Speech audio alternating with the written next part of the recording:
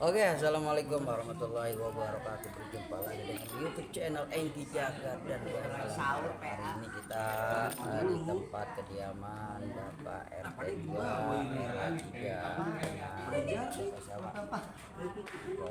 Bapak Sukron. Jadi Bapak Sukron ini selaku ketua RT. Kita mau tanya-tanya nih untuk masalah bansos nih ya. Ini bansos itu turun dari kelurahan masuk ke RT atau ke RW dulu, Pak RT? Kelurahan itu turun ke RW, Ya, terus turun ke RT. Kan dia udah ada surat-suratnya, surat pengambilannya. Yang kita sampaikan, kalau nggak ada, kita balikin lagi. kalau untuk warga itu memang sudah ada bagiannya atau memang udah ada data-data yang dulu atau data-data yang baru, Pak RT? Nah, data-data itu dari kelurahan, bukan dari RT. Data dari kelurahan yang milik Kalau 40 harinya saya kayaknya ya. kalau dipilih lah dari Dari situ. kerjaan. Itu kalau untuk masalah bantuan-bantuan seperti pangan murah atau sembako gratis, itu kriteria yang masuk itu seperti apa, Pak RT? Ya, kriterianya sih itu manusia, terus juga ketidakmampuan. Saya mau diangkat. Ada iklan dulu guys. Lagi ngangkat tanah terpal, saya pikir mau ngangkat terpal dia. Masih warga 02 03, cuman saya bertempat di perbatasan di RT 9 RW 9. Gimana nih tanggapan PRT untuk warga yang di luar wilayah? Apakah dia mendapati hak yang sama dengan warga setempat? Kalau dia masih terdaftar di wilayah, dia pasti dapat. Cuma menjadi permasalahan dia kedetek apa enggak sama dawis gitu. Yang kedetek kan itu dawis untuk warga. Jadi gitu, jadi data itu dari sila Dawis. Dawis itu sama PKK beda ya, PRT ya? Beda. Jadi kalau Dawis itu tugasnya apa, PRT ini? Biar masyarakat atau para subscriber yang ada di sini netizen biar pada tahu gitu, PRT. Dawis itu mendata warga yang ada di lingkungan. Nah, terus walaupun di luar lingkungan juga kalau dia ada konfirmasi sama Dawis dia masih bisa ke data. Yang ntar dia bisa di lingkungan RT 9, oh, ntar di lingkungan itu bakal terkoneksi gitu. Wah, ini dia tinggal di sini sama masih ada komunikasi. Gini, justru kalau itu malah yang data itu jauh dari tempat itu jatuhnya bantuan itu lari kemana ya, PRT? Gimana? Umpama saya nih Ya. tinggal di RT 9 RW 9, tapi yang data itu Dawis 09 gitu loh, Bang. Ya, nah itu dari kalau 9. Nah, tetap data itu bakal turun di RT dia setempat. Tapi nggak pernah dapat PRT, gimana PRT? Karena katanya beda istilahnya KTP. Enggak, dia turun di RT yang cuman dia mana nggak punya KTP, misalnya dia di lingkungan RT 02. Nah, dia bakal turun di situ.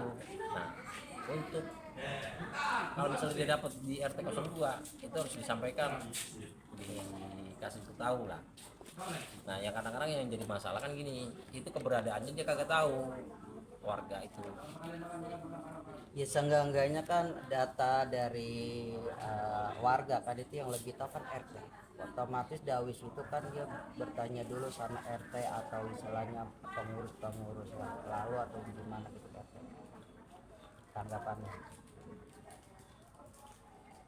Yang jadi permasalahan gini, itu nggak ada komunikasi sama RT warga yang tinggal di luar sama RT. Kalau misalnya ada komunikasi dan artian tahu kalau misalnya nomor HP-nya, kalau misalnya ada bantuan itu kan dikabarin.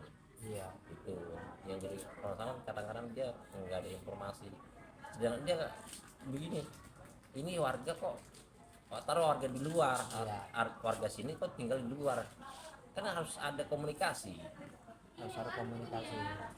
Kalau umpama misalkan PRT udah tahu nih informasinya, itu gimana tanggapannya? Apakah memang dikabarin atau memang Dikabarin. dilewatin aja atau gimana? Kalau misalnya ada komunikasi ya dikabarin lah, disampaikan ini harus diambil, kalau misalnya nggak diambil ya dibalikin lagi ke setempat.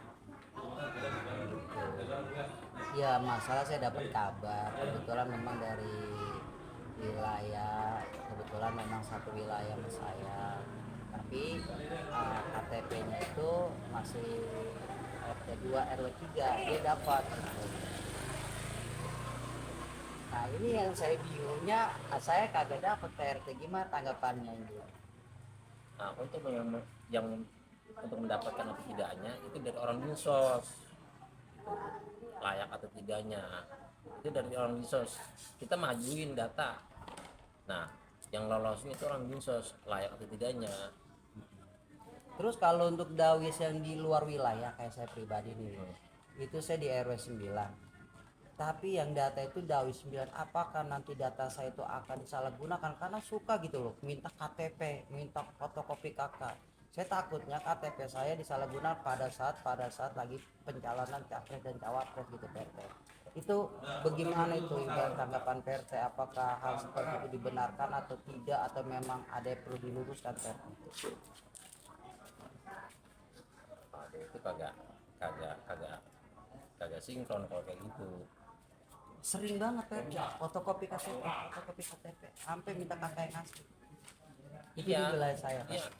Gini, itu buat apa? Apakah data saya itu memang nanti akan diguling oleh, ya sekarang mohon maaf ya saya, KKN itu ya ibarat korupsi kolusi mungkin bisa, tapi kalau nepotisme banyak saya temui PRT.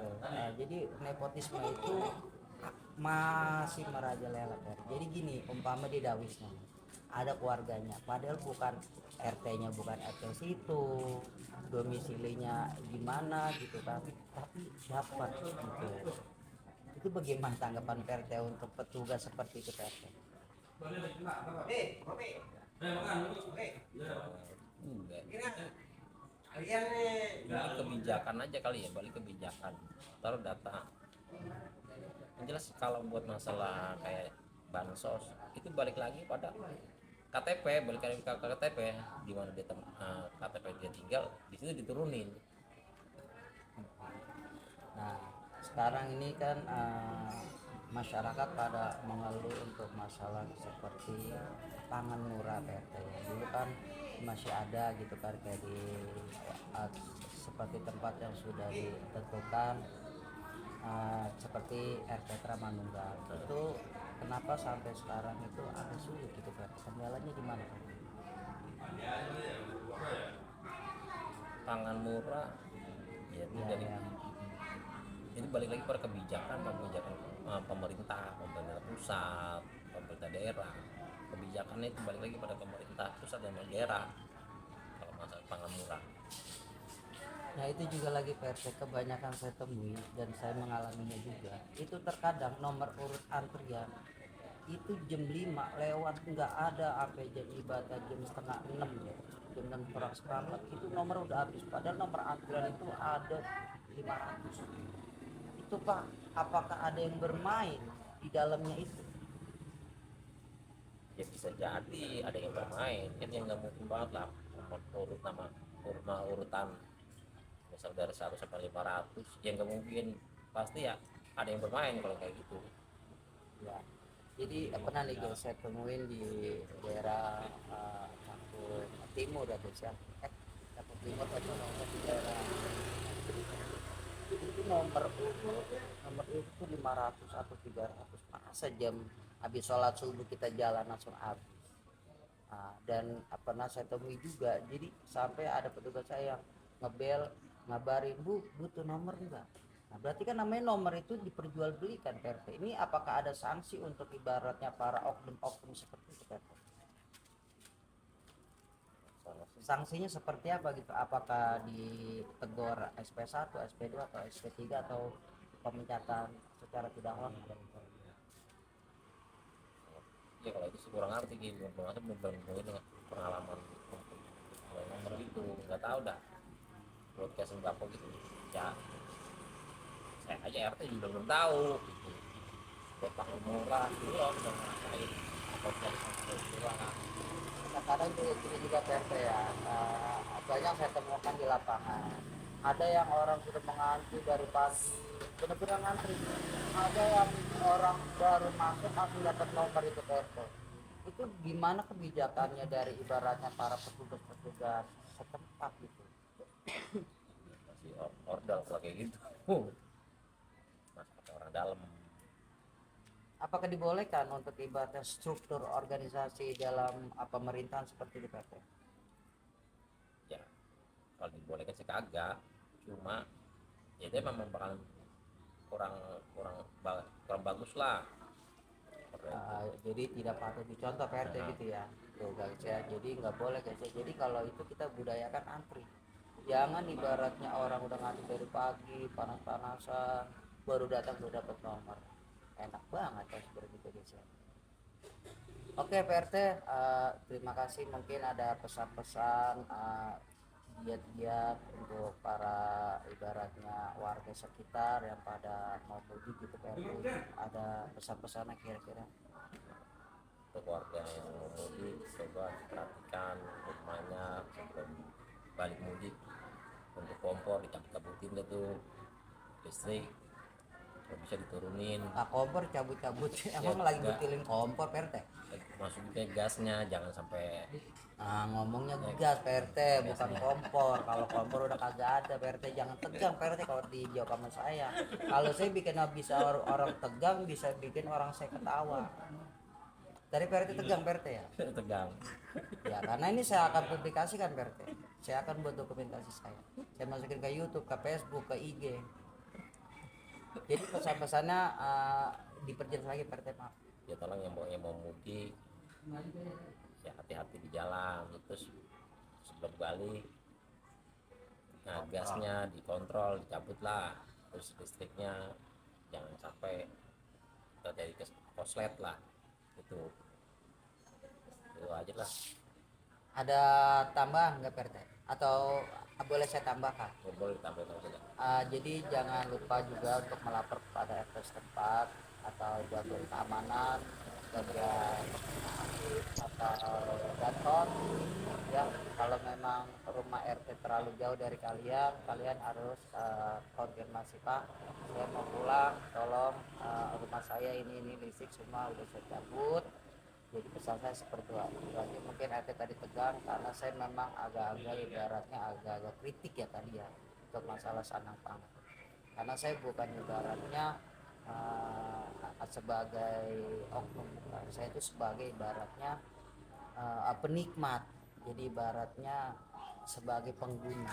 Jadi saya merasa ibaratnya kecewa kalau memang masih ada oknum-oknum seperti itu guys. Tolonglah untuk pada pemerintah setempat ditindaklah untuk oknum-oknum yang seperti itu, karena itu akan merusak citra Indonesia. Karena apa? Citra kita itu ada disiplin. Oke, apabila kalian suka dengan video atau konten ini, kalian boleh like, share, and subscribe. Oke, terima kasih RT. Assalamualaikum warahmatullahi wabarakatuh. Terima kasih yang sudah menonton kanal saya. Semoga bermanfaat. Apabila suka, jangan lupa like, share, komen, dan subscribe.